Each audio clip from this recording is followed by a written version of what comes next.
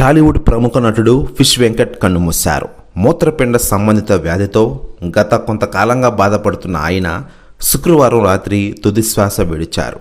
నగరంలోని ఓ ప్రైవేట్ ఆసుపత్రిలో చికిత్స పొందుతూ ప్రాణాలు కోల్పోయారు. 2 కిడ్నీలు చెడిపోవడంతో డయాలసిస్ కోసం కుటుంబ సభ్యులు ఆయన్ని కొన్ని రోజుల కిందట ఆసుపత్రిలో చేర్చిన విషయం మనకందరికీ తెలిసిందే.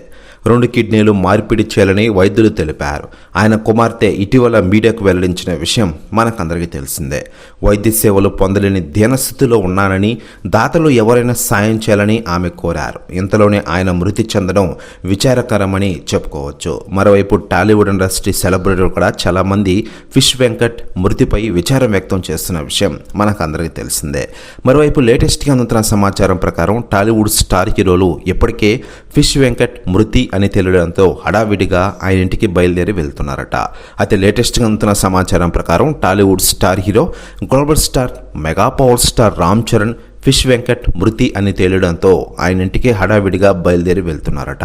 ఇప్పటికే మెగాస్టార్ చిరంజీవి గారు, పవన్ కళ్యాణ్ గారు సైతం ఆయన ఇంటికి వెళ్తున్న విషయం మనకందరికీ తెలిసిందే. ప్రస్తుతం న్యూస్ కూడా తెగ వైరల్ అవుతోంది టోటల్ తెలుగు ఇండస్ట్రీలో.